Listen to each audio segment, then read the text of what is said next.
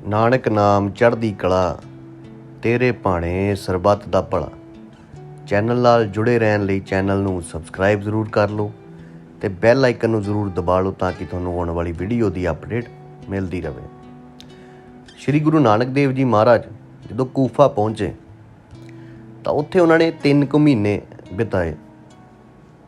ਕੂਫਾ ਹੁਣ 2 ਭਾਗਾਂ ਵਿੱਚ ਵੰਡਿਆ ਗਿਆ ਸੀ। ਇੱਕ ਉਹ ਜੋ ਧੰਨ ਧੰਨ ਸ਼੍ਰੀ ਗੁਰੂ ਨਾਨਕ ਦੇਵ ਜੀ ਨੂੰ ਮੰਨਦੇ ਸੀਗੇ ਅਤੇ ਦੂਸਰੇ ਉਹ ਜਿਹੜੇ ਇਮਾਮ ਮਾਵਿਆਂ ਨੂੰ ਮੰਨਦੇ ਸੀਗੇ।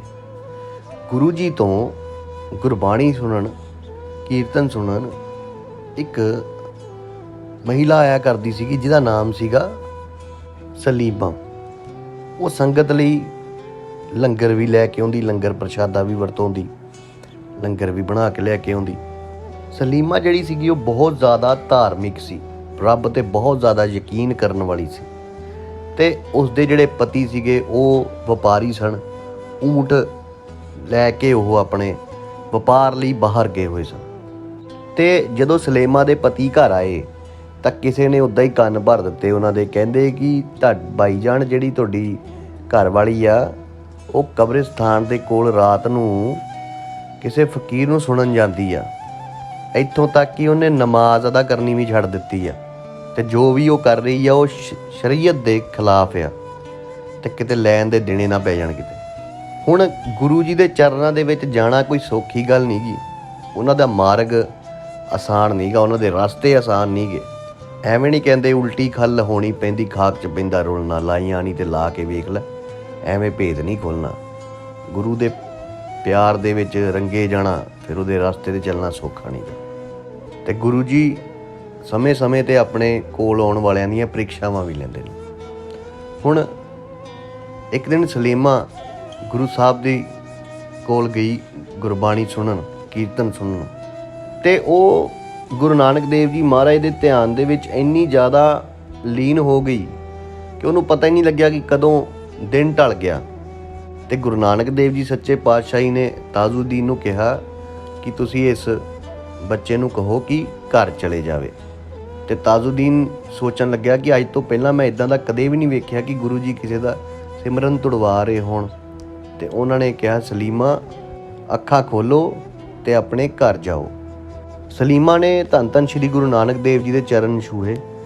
ਚਰਨ ਜਦੋਂ ਛੂਹੇ ਤਾਂ ਉਹਨਾਂ ਦੀ ਜਿਹੜੀ ਆਤਮਾ ਸੀਗੀ ਉਹ ਸੰਤੁਸ਼ਟੀ ਦੇ ਪ੍ਰਕਾਸ਼ ਨਾਲ ਭਰ ਗਈ ਅਤੇ ਕਹਿਣ ਲੱਗੀ ਕਿ ਮੈਨੂੰ ਲੱਗ ਰਿਹਾ ਹੈ ਕਿ ਮੇਰੇ ਪਤੀ ਜਿਹੜੇ ਨੇ ਉਹ ਵਾਪਸ ਆ ਗਏ ਨੇ ਅਤੇ ਮੈਂ ਕੱਲ੍ਹ ਹੀ ਉਹਨਾਂ ਨੂੰ ਆਪਣੇ ਨਾਲ ਲੈ ਕੇ ਤੁਹਾਡੇ ਦਰਸ਼ਨਾਂ ਲਈ ਵੀ ਲੈ ਕੇ ਆਵਾਂਗੀ। ਗੁਰੂ ਜੀ ਸਲੀਮਾ ਨੂੰ ਕਹਿਣ ਲੱਗੇ ਕਿ ਬੇਟਾ ਆਪਣਾ ਸਬਰ ਬਣਾਏ ਰੱਖਣਾ, ਕਿਹੋ ਜਿਹੀ ਵੀ ਅਵਸਥਾ ਆਏ ਤੁਸੀਂ ਨਰਮ ਰਹਿਣਾ। ਹੁਣ ਸਲੀਮਾ ਜਦੋਂ ਘਰ ਪਹੁੰਚੀ ਤਾਂ ਉਹ ਦੇਖਿਆ ਉਹਨੇ ਕਿ ਮੇਰੇ ਪਤੀ ਖੜ੍ਹੇ ਨੇ ਅਤੇ ਨਾਲ ਮੁਹੱਲੇ ਵਾਲੇ ਵੀ ਕੁਝ ਲੋਕ ਖੜ੍ਹੇ ਨੇ ਅਤੇ ਉਹ ਦੇਖ ਕੇ ਸਮਝ ਗਈ ਕਿ ਮੇਰੇ ਪਤੀ ਦੇ ਕੰਨ ਭਰ ਦਿੱਤੇ ਆ ਮੁਹੱਲੇ ਵਾਲਿਆਂ ਨੇ। ਅਤੇ ਸਲੀਮਾ ਨੇ ਆਪਣੇ ਪਤੀ ਨੂੰ ਪੁੱਛਿਆ ਕਿ ਆਪ ਕੈਸੇ ਹੋ, ਆਪਕਾ ਕਿਆ ਹਾਲ ਹੈ। ਤਾਂ ਉਹ ਕਹਿਣ ਲੱਗੇ ਕਿ ਆਪ ਕੈਸੇ ਹੋ। ਉਹਦਾ ਘਰ ਵਾਲਾ ਕਹਿਣ ਲੱਗਾ ਕਿ ਆਪ ਕੈਸੇ ਹੋ, ਪਹਿਲੇ ਤਾਂ ਮੈਂ ਠੀਕ ਸੀ ਪਰ ਤੁਹਾਡੀ ਆਹ ਹਰਕਤ ਨੇ ਮੇਰਾ ਜਿਹੜਾ ਸਨਮਾਨ ਆ ਉਹ ਬਰਾਦਰੀ ਦੇ ਵਿੱਚ ਗਵਾ ਦਿੱਤਾ ਆ। ਅਤੇ ਸਲੀਮਾ ਨੇ ਆਖਿਆ ਕਿ ਸਵਾਮੀ ਮੈਂ ਇਹੋ ਜਿਹਾ ਕੁਝ ਵੀ ਨਹੀਂ ਕੀਤਾ ਜਿਹਦੇ ਨਾਲ ਤੁਹਾਡੇ ਮਾਣ ਸਨਮਾਨ ਨੂੰ ਠੇਸ ਪਹੁੰਚੇ। ਸਲੀਮਾ ਨੇ ਆਖਿਆ ਕਿ ਇਹ ਤਾਂ ਮੇਰੀ ਭਗਤੀ ਦਾ ਹੀ ਫਲ ਹੈ ਕਿ ਤੁਸੀਂ ਸਹੀ ਸਲਾਮਤ ਵਾਪਸ ਆ ਗਏ ਹੋ, ਨਹੀਂ ਤਾਂ ਤੁਹਾਨੂੰ ਮਿਸਰ ਦੇ ਵਿੱਚ ਫਾਂਸੀ ਦੀ ਸਜ਼ਾ ਮਿਲਣੀ ਸੀ, ਮੌਤ ਦੀ ਸਜ਼ਾ ਮਿਲਣੀ ਸੀ। ਅਤੇ ਉਹ ਸਲੀਮਾ ਦਾ ਪਤੀ ਬੜਾ ਹੈਰਾਨ ਹੋਇਆ ਤਾਂ ਉਹ ਕਹਿਣ ਲੱਗਾ ਕਿ ਮਿਸਰ ਤੋਂ ਤਾਂ ਮੈਂ ਹੁਣ ਆਇਆ ਅਤੇ ਤੁਹਾਨੂੰ ਮਿਸਰ ਦੇ ਕਿੱਸੇ ਬਾਰੇ ਤੁਹਾਨੂੰ ਕਿਹਨੇ ਦੱਸਿਆ, ਕਿਉਂਕਿ ਆਪਾਂ ਤਾਂ ਹੁਣ ਮਿਲ ਰਹੇ ਹਾਂ। ਅਤੇ ਸਲੀਮਾ ਕਹਿਣ ਲੱਗੀ ਕਿ ਮੈਨੂੰ ਪਤਾ ਹੈ ਕਿ ਤੁਸੀਂ ਮਿਸਰ ਤੋਂ ਆ ਰਹੇ ਹੋ ਅਤੇ ਉੱਥੇ ਤੁਸੀਂ 500 ਮੋਹਰਾਂ ਖੋਦ ਕੇ ਉੱਥੇ ਗੱਡੀਆਂ ਨੇ ਅਤੇ ਉਸ ਦੇ ਪਿੱਛੋਂ ਤੁਸੀਂ ਉਹਨੂੰ ਕੱਢ ਕੇ ਮੋਹਰਾਂ ਜਿਹੜੀਆਂ 500 ਸੀਗੀਆਂ ਉਹ ਮਸਜਿਦ ਨੂੰ ਦੇ ਦਿੱਤੀਆਂ। ਅਤੇ ਉਹਦਾ ਪਤੀ ਕਹਿੰਦਾ ਹਾਂ ਇਹ ਬਿਲਕੁਲ ਸੱਚ ਹੈ, ਪਰ ਤੈਨੂੰ ਕਿੱਦਾਂ ਪਤਾ ਆ ਕਿ ਤੁਹਾਨੂੰ ਅੱਲਾ ਦਾ ਵਾਸਤਾ ਮੈਨੂੰ ਦੱਸੋ ਕਿ ਤੁਹਾਨੂੰ ਕਿਵੇਂ ਪਤਾ ਲੱਗਿਆ। ਅਤੇ ਸਲੀਮਾ ਜੀ ਕਹਿਣ ਲੱਗੇ ਕਿ ਮੈਂ ਤੁਹਾਨੂੰ ਸਾਰਾ ਕੁਝ ਦੱਸਾਂਗੀ, ਪਹਿਲਾਂ ਤੁਸੀਂ ਭੋਜਨ ਗ੍ਰਹਿਣ ਕਰ ਲਓ। ਤਾਂ ਉਹਦਾ ਪਤੀ ਕਹਿੰਦਾ ਕਿ ਮੈਨੂੰ ਤਾਂ ਕੁਝ ਸਮਝ ਹੀ ਨਹੀਂ ਲੱਗ ਰਿਹਾ ਕਿ ਤੁਹਾਨੂੰ ਇਹ ਸਭ ਕੁਝ ਕਿਵੇਂ ਪਤਾ ਲੱਗਿਆ। ਚਲੋ ਠੀਕ ਹੈ ਤੁਸੀਂ ਭੋਜਨ ਲੈ ਆਓ, ਫਿਰ ਪਹਿਲਾਂ ਭੋਜਨ ਖਾ ਲੈਂਦੇ ਹਾਂ। ਅਤੇ ਸਲੀਮਾ ਦੇ ਪਤੀ ਨੇ ਭੋਜਨ ਗ੍ਰਹਿਣ ਕੀਤਾ ਅਤੇ ਫਿਰ ਉਹਨਾਂ ਨੇ ਸਲੀਮਾ ਨੂੰ ਪੁੱਛਿਆ ਕਿ ਹੁਣ ਮੈਨੂੰ ਦੱਸੋ ਕਿ ਤੁਹਾਨੂੰ ਇਹ ਰਾਜ਼ ਦੀ ਗੱਲ ਜਿਹੜੀ ਆ ਉਹ ਤੁਹਾਨੂੰ ਕਿਵੇਂ ਪਤਾ ਲੱਗੀ। ਤੇ ਸਲੀਮਾ ਜੀ ਨੇ ਪਹਿਲਾਂ ਪੁੱਛਿਆ ਕਿ ਪਹਿਲਾਂ ਤੁਸੀਂ ਦੱਸੋ ਕਿ ਤੁਹਾਨੂੰ ਮਿਸਰ ਦੇ ਦਰਬਾਰ ਦੇ ਵਿੱਚ ਕਿਉਂ ਪੇਸ਼ ਕੀਤਾ ਗਿਆ।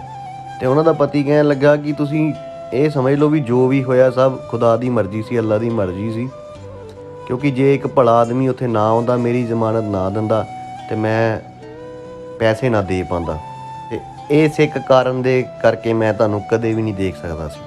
ਤੇ ਸਲੇਮਾ ਕਹਿਣ ਲੱਗੀ ਕਿ ਤੁਸੀਂ ਮੈਨੂੰ ਪੂਰੀ ਗੱਲ ਦੱਸੋ ਕਿ ਕਿਹਨੇ ਤੁਹਾਡੀ ਜ਼ਮਾਨਤ ਦਿੱਤੀ ਤੇ ਕੀ ਗੱਲ ਹੋਈ ਸੀਗੀ, ਪੂਰੀ ਗੱਲ ਦੱਸੋ। ਤਾਂ ਉਹਨਾਂ ਦਾ ਪਤੀ ਕਹਿਣ ਲੱਗਾ ਕਿ ਮੈਂ ਅਜੇ ਆਪਣੀ ਸਵੇਰ ਦੀ ਨਮਾਜ਼ ਹੀ ਖ਼ਤਮ ਕੀਤੀ ਸੀ, ਅਦਾ ਕੀਤੀ ਸੀ, ਤੇ ਕੋਲ ਹੀ ਬਗੀਚਾ ਸੀ ਤੇ ਆਪਣੇ ਊਂਠ ਬਗਲ ਨੇ ਇੱਕ ਬਾਗ ਦੇ ਵਿੱਚ ਨਾ ਇੱਕ ਟਾਹਣੀ ਖਾ ਲਈ ਉੱਥੇ। ਤੇ ਬਗੀਚੇ ਦੇ ਜਿਹੜਾ ਮਾਲਿਕ ਸੀਗਾ ਉਹਨੇ ਦੇਖ ਕੇ ਬੜਾ ਗੁੱਸਾ ਕੀਤਾ ਤਾਂ ਉਹਨੇ ਇੱਕ ਵੱਡਾ ਜਿਹਾ ਪੱਥਰ ਚੱਕ ਕੇ ਊਂਠ ਦੇ ਸਿਰ ਤੇ ਮਾਰਤਾ, ਜਿਸ ਕਰਕੇ ਉਸ ਊਂਠ ਦੀ ਮੌਤ ਹੋ ਗਈ। ਤੇ ਸਲੇਮਾ ਇਹ ਗੱਲ ਸੁਣ ਕੇ ਬਹੁਤ ਪਰੇਸ਼ਾਨ ਹੋ ਗਈ ਕਿ ਸਾਡਾ ਊਂਠ ਮਰ ਗਿਆ, ਉਹ ਤਾਂ ਸਾਡੇ ਪਰਿਵਾਰ 'ਚ ਕਿੰਨੇ ਸਾਲਾਂ ਤੋਂ ਸੀ ਤੇ ਬਹੁਤ ਹੀ ਪਿਆਰਾ ਸੀ, ਪਰ ਉਹ ਮਰ ਗਿਆ। ਤੇ ਉਹਨਾਂ ਦੇ ਪਤੀ ਕਹਿੰਦੇ ਕਿ ਇਹ ਸਭ ਦੇਖ ਕੇ ਤਾਂ ਮੈਂ ਵੀ ਆਪਣਾ ਆਪਾ ਖੋ ਦਿੱਤਾ, ਤੇ ਉਸੇ ਹੀ ਪੱਥਰ ਨਾਲ ਜਿਹਨੇ ਊਂਠ ਨੂੰ ਮਾਰਿਆ ਸੀਗਾ ਮੈਂ ਉਸ ਦੀ ਹੱਤਿਆ ਕਰ ਦਿੱਤੀ ਬੰਦੇ ਦੀ। ਕਹਿੰਦਾ ਕਿ ਮੈਂ ਉੱਥੋਂ ਭੱਜਣ ਦੀ ਬਹੁਤ ਕੋਸ਼ਿਸ਼ ਕੀਤੀ ਪਰ ਭੱਜ ਨਾ ਪਾਇਆ, ਤੇ ਮਿਸਰ ਦੇ ਦਰਬਾਰ ਦੇ ਵਿੱਚ, ਰਾਜਾ ਦੇ ਦਰਬਾਰ ਦੇ ਵਿੱਚ ਜਿਹੜਾ ਬੰਦਿਆਂ ਨੂੰ ਮੈਂ ਮਾਰੇ ਸੀਗੇ ਉਸ ਦੇ ਪਰਿਵਾਰ ਨੇ ਮੇਰੇ ਖਿਲਾਫ ਕੇਸ ਕਰ ਦਿੱਤਾ। ਤੇ ਕਹਿੰਦੇ ਫਿਰ ਰਾਜੇ ਨੇ ਮੈਨੂੰ ਬੜੇ ਗੁੱਸੇ ਨਾਲ ਪੁੱਛਿਆ ਉੱਥੇ ਬੁਲਾ ਕੇ ਕਿ ਜੋ ਬਜ਼ੁਰਗ ਦੇ ਪਰਿਵਾਰ ਨੇ ਜਿਹਨੂੰ ਤੂੰ ਮਾਰਿਆ ਵਾ ਉਸ ਦੇ ਪਰਿਵਾਰ ਨੇ ਤੇਰੇ 'ਤੇ ਇਲਜ਼ਾਮ ਲਾਏ ਨੇ, ਕੀ ਉਹ ਸੱਚ ਨੇ? ਤੇ ਕਹਿੰਦੇ ਮੈਂ ਸਾਰੀ ਗੱਲ ਦੱਸੀ ਕਿ ਊਂਠ ਤੂੰ ਮਾਰਤਾ ਤੇ ਮੈਂ ਆਪਣੇ ਆਪਣਾ ਖੋਹ ਕੇ ਮੈਂ ਉਹਨੂੰ ਮਾਰ ਦਿੱਤਾ।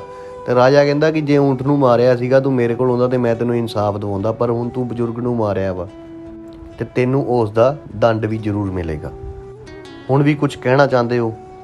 ਤੇ ਸਲੇਮਾ ਦਾ ਪਤੀ ਕਹਿਣ ਲੱਗੇ ਕਿ ਮੈਂ ਕਿਹਾ ਕਿ ਹਜ਼ੂਰ ਮੈਂ ਆਪਣੇ ਇਲਜ਼ਾਮ ਜੋ ਮੇਰੇ 'ਤੇ ਲੱਗਿਆ ਮੈਂ ਕਬੂਲ ਕਰਦਾ ਹਾਂ, ਤੇ ਸ਼ਰੀਅਤ ਦੇ ਜੋ ਵੀ ਤੁਸੀਂ ਸੁਣਾਓਗੇ ਫੈਸਲਾ ਮੈਨੂੰ ਕਬੂਲ ਹੋਏਗਾ, ਪਰ ਤੁਹਾਡੇ ਕੋਲ ਮੇਰੀ ਇੱਕ ਬੇਨਤੀ ਹੈ ਕਿ ਮੈਨੂੰ 3 ਦਿਨਾਂ ਦੀ ਜ਼ਮਾਨਤ ਦੇ ਦਿੱਤੀ ਜਾਵੇ। ਤੇ ਰਾਜਾ ਕਹਿਣ ਲੱਗਾ ਕਿ ਕਿਉਂ ਮੰਗ ਰਹੇ ਹੋ ਬਈ 3 ਦਿਨਾਂ ਦੀ ਜ਼ਮਾਨਤ? ਤਾਂ ਉਹ ਕਹਿਣ ਲੱਗੇ ਕਿ ਹਜ਼ੂਰ ਮੇਰੇ ਕੋਲ ਅਨਾਥ ਬੱਚਿਆਂ ਦੀ, ਅਨਾਥ ਲੋਕਾਂ ਦੀ ਕੁਝ ਅਮਾਨਤ ਆ। ਤੇ ਉਹ ਕਹਿਣ ਲੱਗੇ ਕਿ ਹਜ਼ੂਰ ਉਸ ਅਮਾਨਤ ਦਾ ਸਿਰਫ ਮੈਨੂੰ ਪਤਾ ਆ, ਮੈਂ ਉਹ ਅਮਾਨਤ ਉਹਨਾਂ ਨੂੰ ਦੇ ਕੇ 3 ਦਿਨਾਂ ਦੇ ਵਿੱਚ ਤੁਹਾਡੇ ਕੋਲ ਵਾਪਸ ਆ ਜਾਵਾਂਗਾ। ਤੇ ਰਾਜੇ ਨੇ ਕਿਹਾ ਕਿ ਅਸੀਂ ਤੈਨੂੰ 3 ਦਿਨਾਂ ਦੀ ਜ਼ਮਾਨਤ ਦੇ ਦਿਆਂਗੇ, ਪਰ ਤੇਰੀ ਜਗ੍ਹਾ ਕੋਈ ਹੋਰ ਜ਼ਮਾਨਤੀ ਇੱਥੇ ਸਾਡੇ ਕੋਲ ਹੋਣਾ ਚਾਹੀਦਾ ਆ, ਤਾਂ ਕਿ ਜੇ ਤੂੰ 3 ਦਿਨਾਂ 'ਚ ਨਾ ਆਇਆ ਤਾਂ ਅਸੀਂ ਉਹਨੂੰ ਮੌਤ ਦੀ ਸਜ਼ਾ ਸੁਣਾਵਾਂਗੇ। ਤੇ ਰਾਜੇ ਨੇ ਕਿਹਾ ਕਿ ਇੱਥੇ ਕੋਈ ਹੈਗਾ ਜਿਹੜਾ ਤੇਰੀ ਜ਼ਮਾਨਤ ਦੇ ਸਕੇ?